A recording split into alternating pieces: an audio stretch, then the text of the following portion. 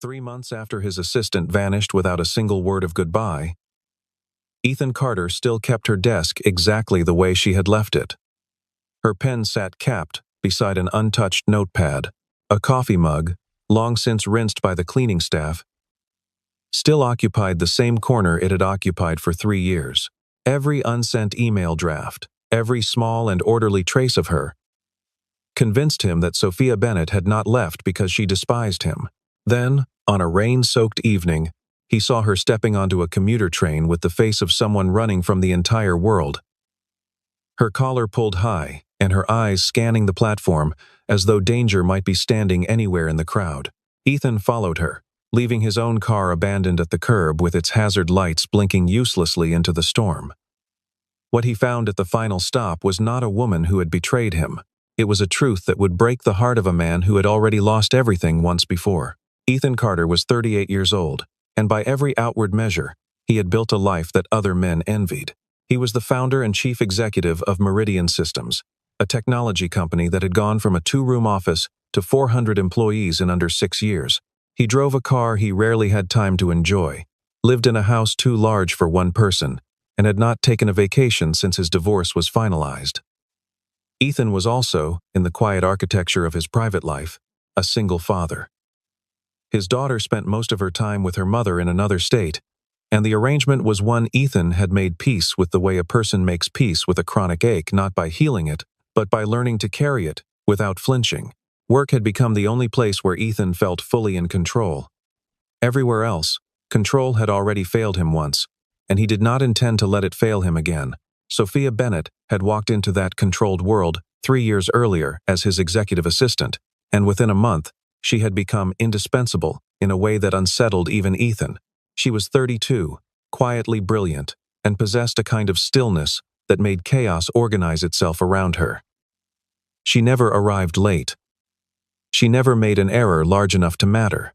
She remembered which board members preferred tea over coffee, which investors needed to be flattered, and which needed to be challenged. And she could read the tension in Ethan's shoulders before he had said a single, frustrated word. Colleagues joked that Sophia was the true engine of Meridian Systems, and more than one executive privately predicted that within a few years, she would be sitting in the chief operating officer's chair. Ethan did not disagree.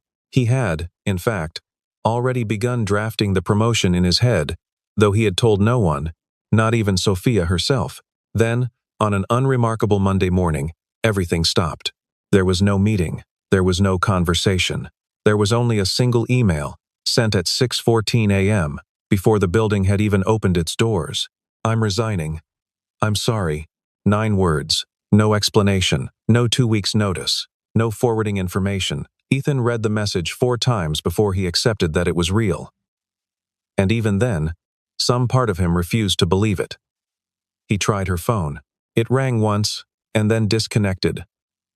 The number no longer in service. He asked the head of human resources, a steady, no-nonsense man named Nathan Hale, to look into it quietly, assuming there had been some kind of family emergency, some crisis that had forced her hand. Nathan came back 2 days later with a face that told Ethan everything before he opened his mouth. Sophia's apartment lease had been terminated. Her landlord said she had given only a week's notice and left the unit in pristine condition, as if she had planned the departure for a long time.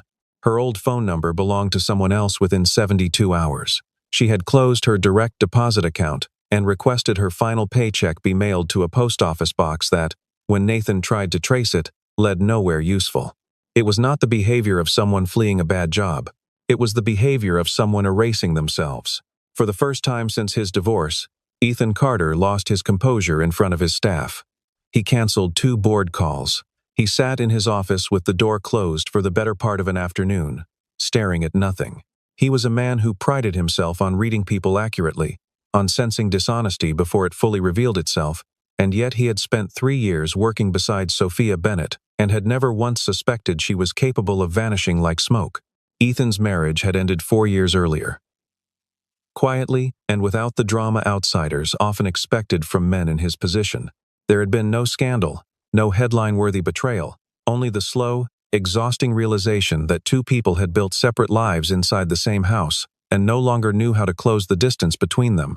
His ex-wife had moved 2 states away, taking their daughter with her, and Ethan had agreed to the arrangement because fighting it would have meant dragging a child through a battle. Neither of them wanted her to witness. He saw his daughter every other holiday and spoke to her most evenings by phone, brief conversations about school and small daily victories that Ethan treasured more than he ever admitted aloud. The rest of his life, the part that used to belong to a marriage, had simply been folded into work, and work had never once let him down the way people eventually did. It was against that backdrop that Sophia had arrived, unassuming and steady, and had somehow, without either of them noticing exactly when it happened, become the one constant presence Ethan trusted without reservation. She had never asked him personal questions he did not want to answer. She had never used what she learned about his private grief as leverage or gossip. She simply showed up, every day, competent and calm, and over 3 years, that quiet reliability had become something Ethan depended on more than he ever consciously acknowledged, until the morning it disappeared. By the time 3 months had passed, Meridian Systems had hired a replacement assistant, a capable young woman named Emily Foster, who did her job well and asked no questions about the desk in the corner that no one was allowed to touch. Sophia's belongings had been quietly packed into a single cardboard box and placed in a storage closet, per company policy, in case she ever returned to collect them. She never did. Ethan told himself he had moved on. He told himself the ache in his chest whenever he passed her old desk was simply irritation at losing a good employee. He told himself a great many things during those 3 months, and none of them were true. It happened on a Thursday evening in late autumn, the kind of evening when the sky opens without warning and turns every street into a river of reflected headlights.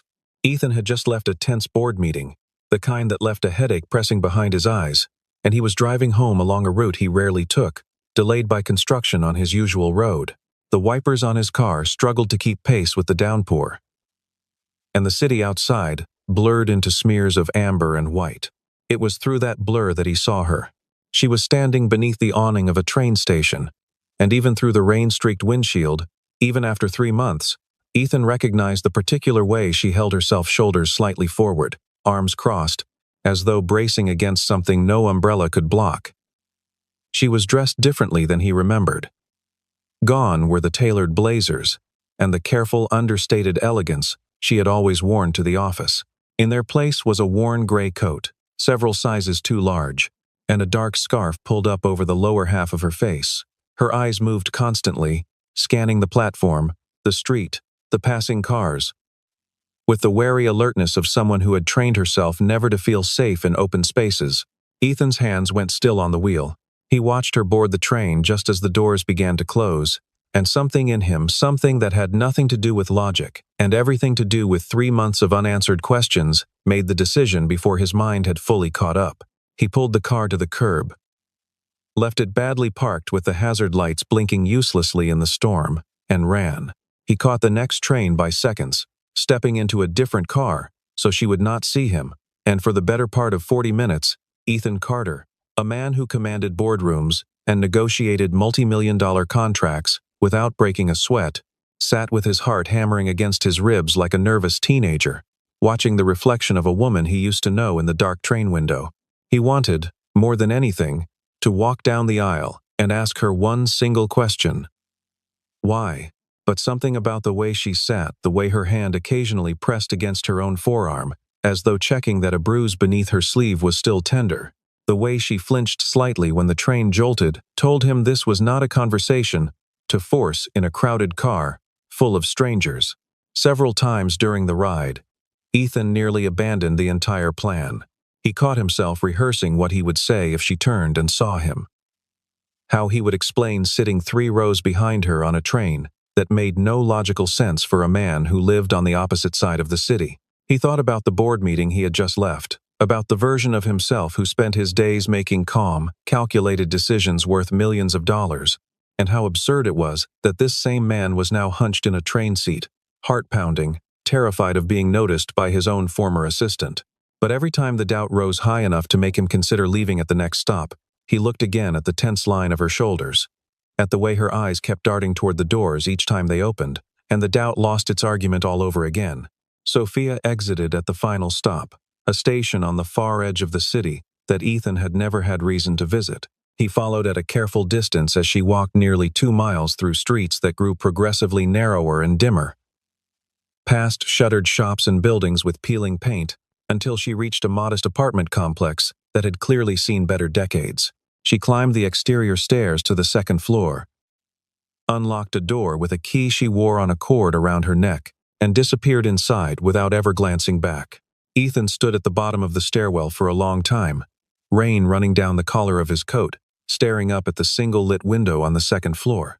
The woman who used to run his entire professional life, who had once negotiated a contract renewal in 4 languages without breaking eye contact, was living in a building that looked as though it might not survive the next strong wind. It made no sense. Sophia had been paid well. She had savings. She had, as far as Ethan knew, no debts, no family obligations that would explain such a drastic change in circumstance. He walked back to the train station in the rain, and for the first time in 3 months, Ethan Carter felt something other than anger. He felt afraid for her. Ethan returned the following day, and the day after that, telling himself each time that it would be the last. He was not proud of what he was doing. He understood, on some rational level, that a man of his position, watching a former employee's apartment from across the street, bordered on something he would never have tolerated from anyone else in his life. But rational thought had stopped governing his behavior the moment he saw Sophia's frightened eyes beneath that station awning. What he observed over those days painted a portrait of a woman living with severe, deliberate restraint. Sophia left her apartment each morning at precisely the same time, and walked, never drove, to a modest office 2 neighborhoods over Clearly, a job far beneath what her skills warranted.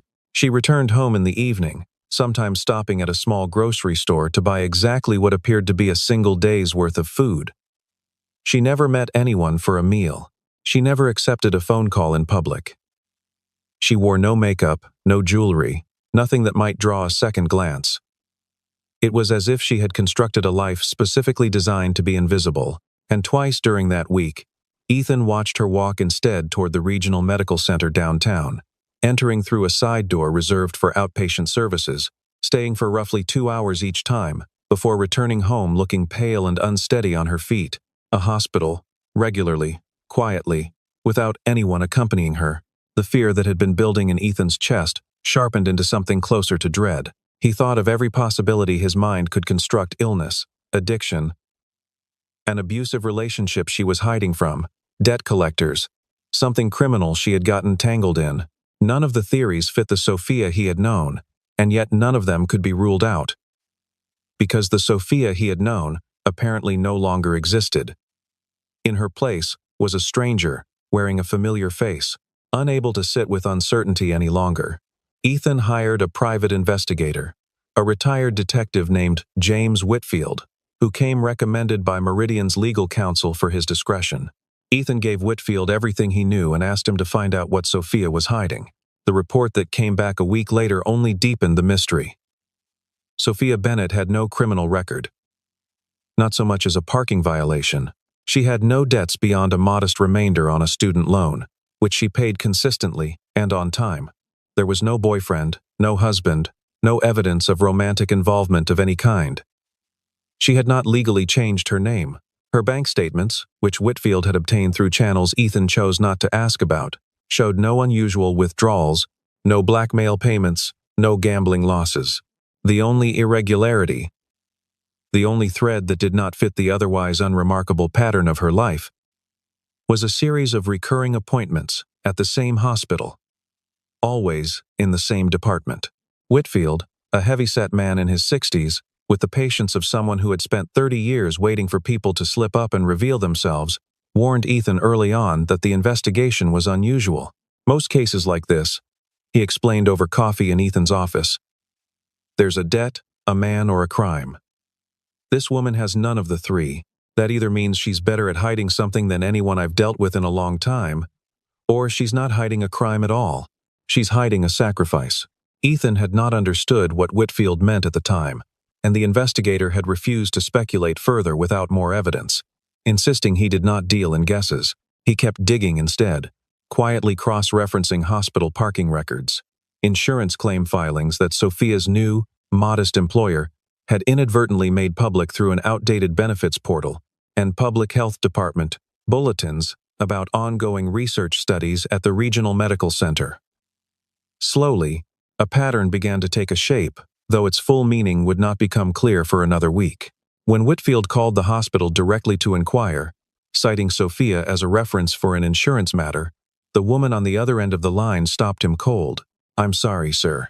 Information regarding that department is protected under a higher level of confidentiality. I can't confirm or deny anything about a patient there, and frankly, I shouldn't have confirmed this much." Whitfield relayed the conversation to Ethan with visible unease.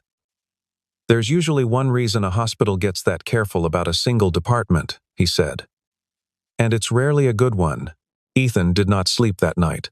It was Nathan Hale, the head of Human Resources, who reminded Ethan of the box. "We still have her things," Nathan said one afternoon, catching Ethan in the hallway outside his office. "Company policy is we hold personal effects for 6 months before donating them. It's been sitting in the storage closet since she left. Figured you'd want to know." Given he hesitated, clearly unsure how much he was allowed to acknowledge about his employer's unusual preoccupation with a former assistant. Given everything, Ethan had forgotten entirely about the box. He asked Nathan to bring it to his office that evening, after the rest of the staff had gone home, and he sat alone at his desk for a long while before he allowed himself to open it. Inside were the unremarkable remnants of a life lived carefully and without excess. A few spiral notebooks filled with Sophia's precise, slanted handwriting, meeting notes, to-do lists, a handful of doodles in the margins that made Ethan's chest tighten unexpectedly, a set of ordinary pens, a framed photograph of the office staff at a holiday gathering 2 years earlier, Sophia standing slightly apart from the group, smiling but somehow already looking like someone preparing to leave, a soft gray knitted scarf, the kind a person keeps in a desk drawer for unexpectedly cold days, which Ethan recognized immediately as one he had seen her wear a dozen times. At the very bottom of the box, beneath everything else, was a plain white envelope. It had no name written on it, no address, nothing to indicate who it was meant for or whether it had ever been intended to be sent at all. Ethan opened it with hands that were not entirely steady. Inside was a letter, handwritten in Sophia's familiar script, though the ink pressed harder into the paper than usual, as if the words had cost her something physical to write. "I'm sorry. I know this isn't fair to you, and I know you deserve an explanation. But I don't have the courage to give you one in person. Because if I look at your face while I say it, I won't be able to go through with what I need to do. Please believe that none of this is because of anything you did. It was never about you not being enough. If anything, it's the opposite. You were—" The letter stopped there, mid-sentence. The bottom half of the page had been torn away, cleanly, deliberately, as if Sophia had thought better of finishing the thought and had removed the evidence before she could change her mind again. Ethan sat with that torn page for a long time. For 3 months he had assumed, in the deepest and most defended part of himself, that Sophia had left because something about him had finally proven to be too much, too demanding, too broken by his own past to be worth staying for. It was the story he had told himself, because it was the story that required nothing further of him. No chase, no hope, no risk of being hurt a second time. But the letter told a different story. Sophia had not left because she stopped caring. She had left while still caring, deliberately, at what had clearly been enormous cost to herself. Something had made her choose to disappear rather than stay and be loved. And Ethan intended to find out what. He sat with the torn letter and the soft gray scarf laid out on his desk long after the office building had emptied around him.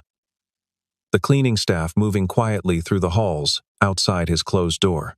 He picked up the scarf and turned it over in his hands, remembering a particular winter afternoon when Sophia had draped it over the back of her chair and he had teased her, gently, about always being cold no matter the season. She had laughed and told him some people simply ran colder than others, and he had not thought about the remark again until this very moment, wondering now whether that persistent chill had been an early symptom of something neither of them yet understood. It struck him, with a discomfort he did not entirely enjoy sitting with, how many small details about a person could exist in plain sight for years without ever being properly seen. He waited for her outside the modest office building where she now worked, standing beneath a bare tree as the last of the daylight faded from the sky. When Sophia stepped through the door and saw him standing there, her expression moved through three distinct emotions in the span of a single second: surprise, something that looked achingly like relief, and then, immediately following it, fear. Ethan. His name came out of her as barely more than breath. You shouldn't be here. I've been looking for you for 3 months, Sophia. I think I've earned the right to be somewhere. She glanced past him, up and down the darkening street. The same wary scan he had watched her perform a dozen times over the past week, though he had never let her catch him watching before now. Please, she said quietly. Just forget you saw me. Forget any of this happened. I can't do that. Ethan kept his voice level, though everything in him wanted to close the distance between them. Tell me why you left. That's all I'm asking. One real answer. Sophia's jaw tightened, the same expression he remembered from tense negotiations, the look she wore when she was holding something back by sheer force of will. It doesn't matter why. It matters to me. Did someone force you to leave? Is someone threatening you? The words came out of him faster than he intended, 3 months of unanswered fear finally finding an outlet. Is it money? Whatever it is, Sophia, I can fix it. I have resources you can't even imagine. Just tell me what's wrong. It's not about money. Then what? Is it? He hesitated, hating the question even as he asked it. Is it because of me? Did I do something? For a long moment, Sophia said nothing at all. The silence stretched between them, filled only by the distant hum of traffic and the rustle of the bare branches overhead. The more you know, she finally said, her voice barely above a whisper. The more it's going to hurt you. And I've already caused you enough pain. Please, Ethan. Let me go. Sophia, wait. Ethan took a step after her, his voice cutting through the evening air with an urgency he rarely allowed himself in public. Whatever this is, you don't have to carry it by yourself. You've never had to. That was never something you needed to decide on your own behalf, let alone on mine. She paused, back still turned to him, her shoulders rising and falling, with a breath that looked far more difficult than it should have been for such a simple motion.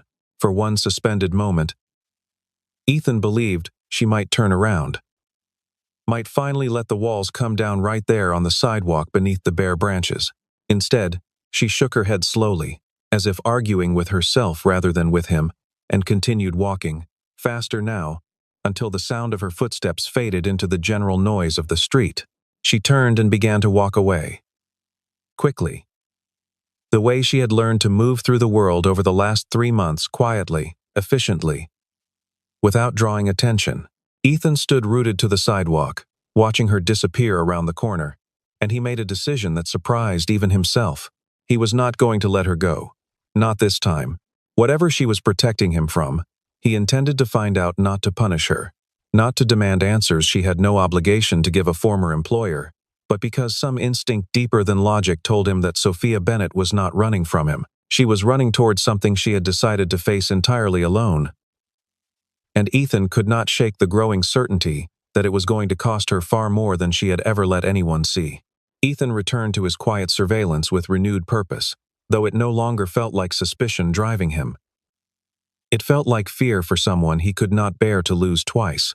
2 days after the confrontation outside her office, he followed Sophia once more toward the medical center downtown, and this time, rather than waiting outside, he found a reason to walk through the same side entrance behind her, keeping enough distance that she would not notice him among the shifting crowd of visitors and staff. He watched her check in at a reception desk, marked with a small, unassuming sign, Hematology and Oncology Outpatient Services. Ethan's stomach dropped. For one horrifying moment, every fear he had constructed over the past week collapsed into a single, devastating assumption. Sophia was sick. Sophia had left because she was dying and had not wanted him to watch it happen. He nearly walked straight up to the desk to demand answers before a nurse's voice, directed at Sophia with familiar warmth, stopped him cold. Sophia, right on schedule as always. How's the arm feeling since the last collection? A little sore, but manageable, Sophia answered. rolling up her sleeve to reveal a series of faint bruises along the inside of her forearm, the same bruises Ethan had noticed her pressing on the train weeks earlier. "You're a hero, you know that," the nurse said, guiding her toward the back. "Third round of donor cells this year. Not many people commit to a research protocol like that." Ethan stood frozen near the entrance, the pieces reorganizing themselves in his mind. Not a patient, a donor. He learned, through careful and quiet inquiry over the following days, questions asked gently of the same nurse, framed as a concerned family friend, that Sophia had been enrolled for over a year in an ongoing bone marrow and blood donation program, along with an experimental research protocol studying rare blood disorders. She gave blood regularly. She had undergone the far more grueling process of stem cell donation on more than one occasion. She had voluntarily submitted to months of testing and monitoring. All of it unpaid, all of it demanding on her body in ways that explained the exhaustion Ethan had seen etched into her face every time she left that building. But donor records, by law and by the hospital's own strict policy, never revealed who was receiving the donations. That information remained locked away, encrypted somewhere in a system Ethan had no legal right to access.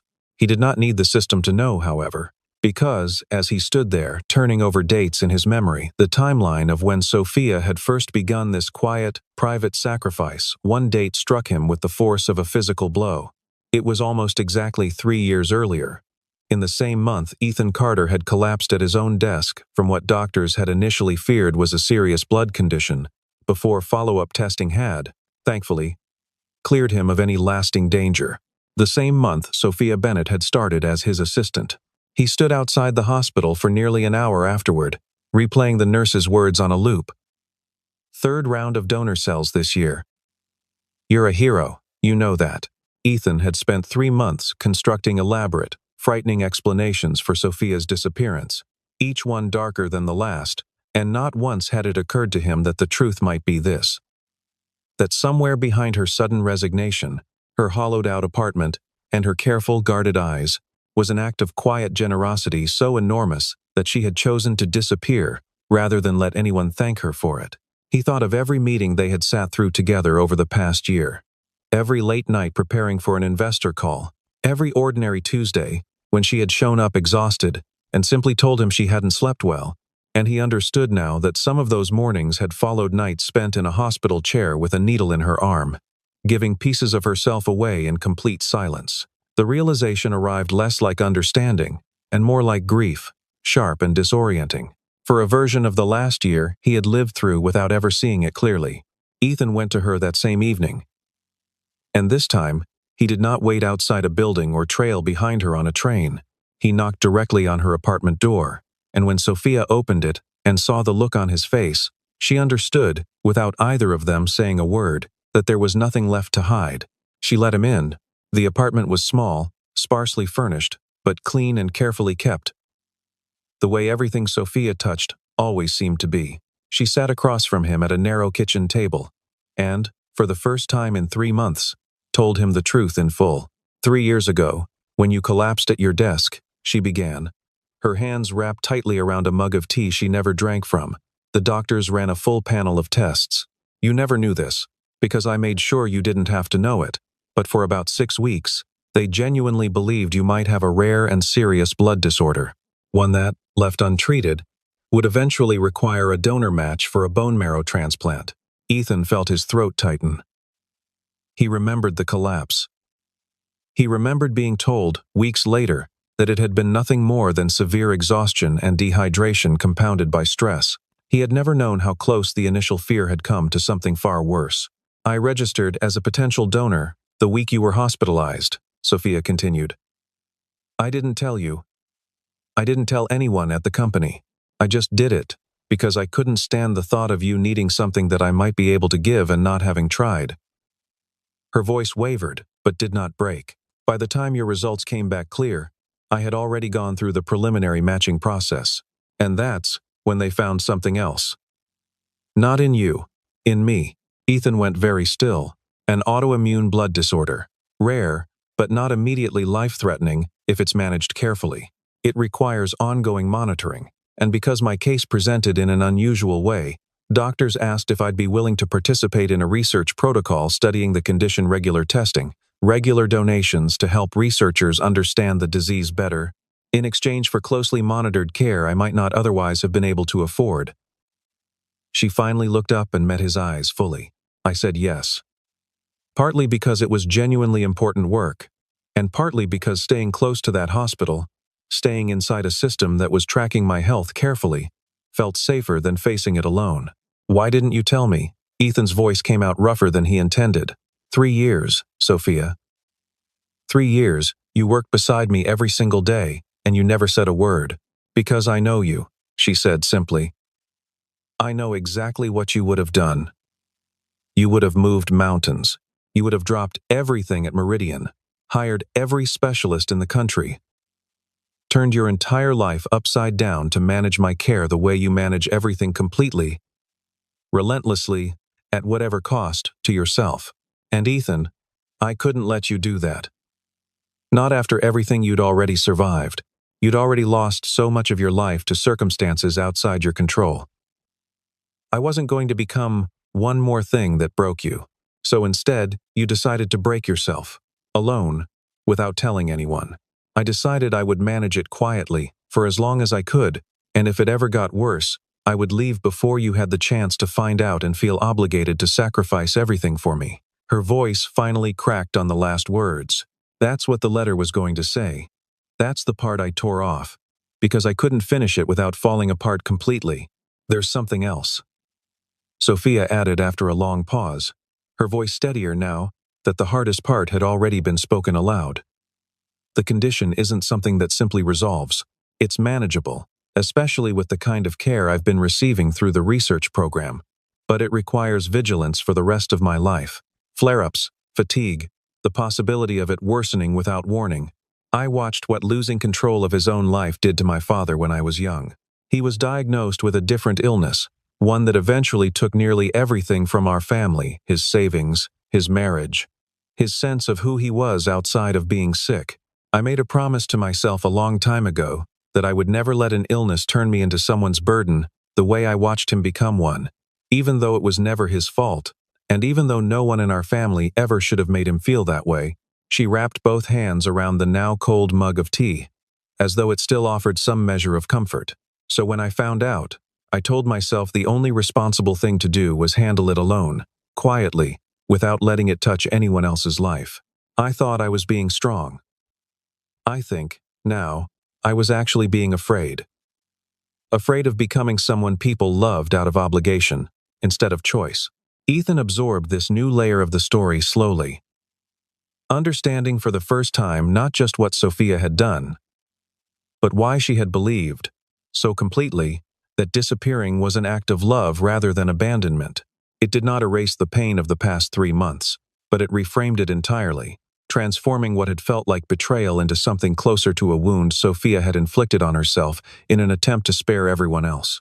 The room fell silent, the only sound, the faint hum of the refrigerator and the rain, once again, beginning to tap gently against the window. Ethan sat with the weight of everything Sophia had just told him, feeling something inside his chest fracture and reassemble itself into a different shape entirely.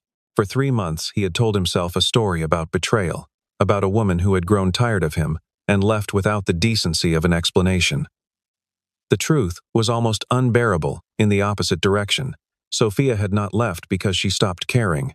She had left because she cared too much to let her own fragility become his burden. You decided everything, Ethan finally said, his voice low and unsteady. You decided what I could and couldn't handle. You decided I wasn't allowed to choose whether I wanted to be there for you. You made that choice for both of us, alone. And you let me spend 3 months believing I meant so little to you that you could vanish without a word. Tears finally slipped down Sophia's face, the composure she had guarded so fiercely finally giving way. I only wanted you to be happy. I only wanted you to keep the life you'd worked so hard to rebuild, without watching it get consumed by taking care of me. Ethan reached across the narrow table and took her hand.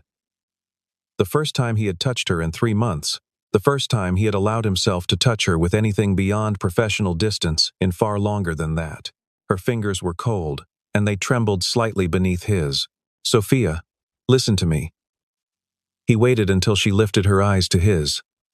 I already lost someone I loved once, and I let it happen because I was too afraid to fight for what mattered. I spent years afterward believing that walling myself off was the only way to survive losing anyone again. But watching you disappear taught me something I should have already known. Protecting myself by staying distant isn't strength. It's just a different kind of losing, slower and quieter, but losing all the same. He tightened his grip on her hand. So no.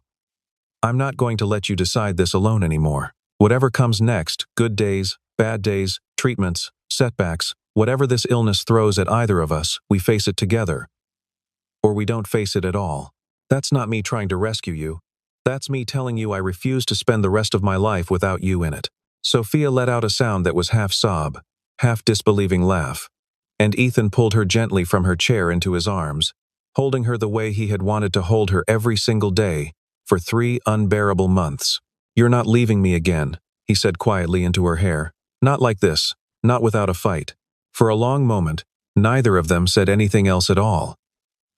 Outside, the rain kept falling, softer now, less like a storm, and more like something washing everything clean.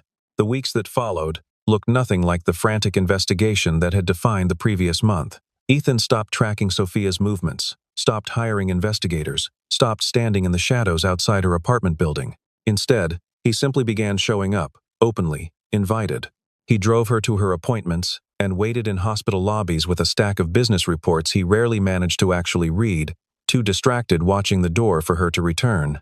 He learned the names of her doctors, asked careful and informed questions, and began quietly educating himself on her condition, not to take control of her treatment, but to understand it well enough to be genuinely useful rather than simply anxious. He cooked, badly at first, meals that Sophia gently teased him about while eating every bite. He learned which mornings left her too fatigued to function well, and adjusted their plans without making her feel like a burden for it.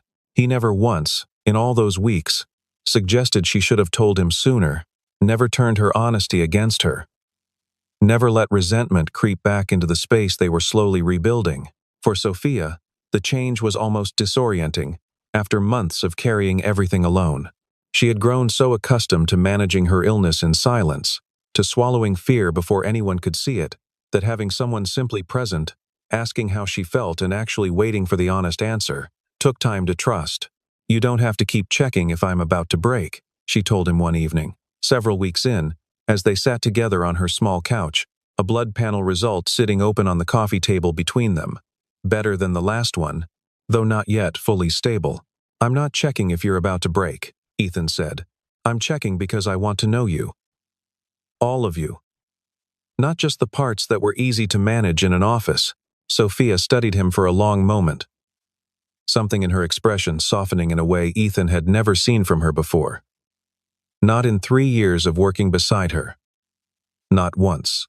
It was the look of someone finally allowing herself to be fully known. I think, she said slowly, I forgot what it felt like to not be fighting something alone. Then, let's make sure you don't forget again. There were setbacks along the way, moments that tested whether the trust they were rebuilding could actually hold weight. One evening in early spring, a routine blood panel came back with numbers worse than expected, and Sophia, out of old habit, tried to downplay it, telling Ethan it was nothing worth worrying about before he had even finished reading the report over her shoulder. The old Sophia would have managed the fear alone, tucked it away where no one could see it strain her composure. This time, Ethan simply sat beside her on the couch, took the paper gently from her hands, and said nothing at all for a long while, until she finally admitted, in a small and unguarded voice, that she was frightened. Then let's be frightened together, he told her.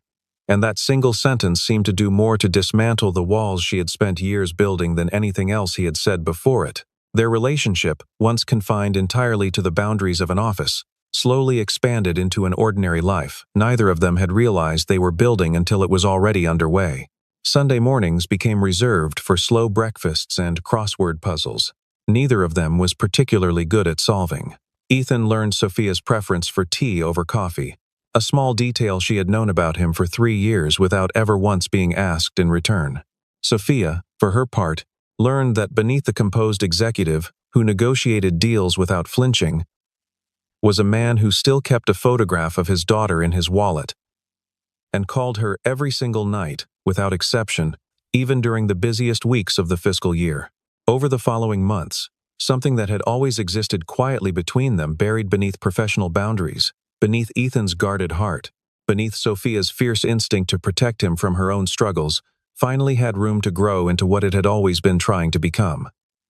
It did not happen all at once, in a single dramatic declaration.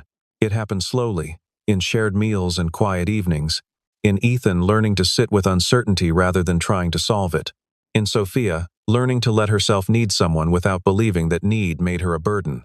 A year later, Sophia's condition had stabilized under consistent, well-managed care, her energy returning in ways that made the frightened, guarded woman on that rain-soaked train feel like a distant memory. Ethan had restructured much of his role at Meridian Systems, stepping back from the relentless pace that had once defined his entire identity, delegating more, traveling less, learning that a company could thrive without consuming every waking hour of its founder's life.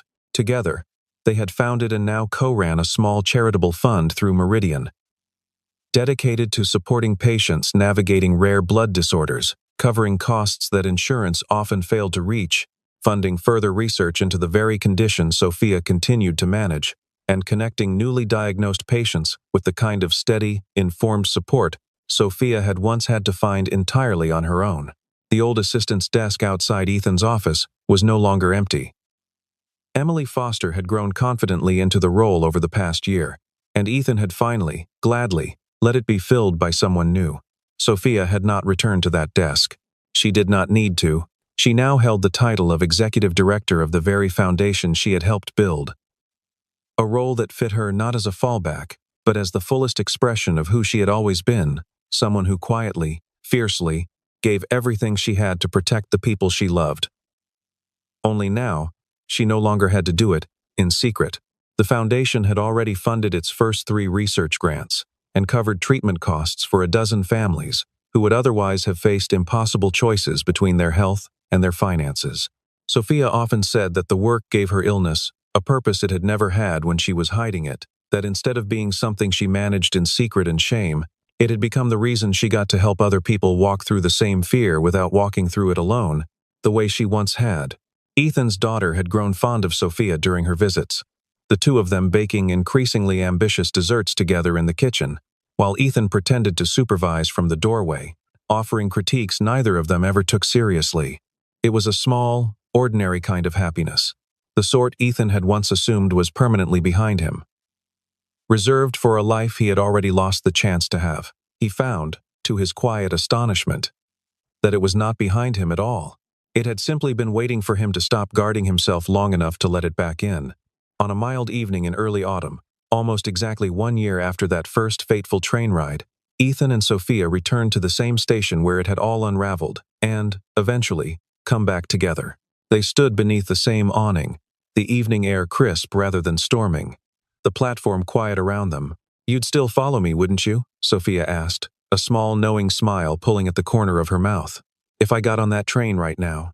"Every single time," Ethan said, without a moment's hesitation. "Though I'd prefer it if you just told me where we were going instead." She laughed, a full, unguarded sound Ethan had come to treasure more than any success he had ever built in a boardroom, and leaned her head against his shoulder as the last light of the day faded gently over the city skyline. The rain that had once marked the beginning of everything had long since cleared, leaving only the quiet, steady warmth of two people who had finally stopped running from each other, from fear, and from the simple truth that some people are worth staying for. This time, neither of them needed to disappear in order to protect the other. This time, love did not require a sacrifice made in silence. It only required the courage to stay together in the light.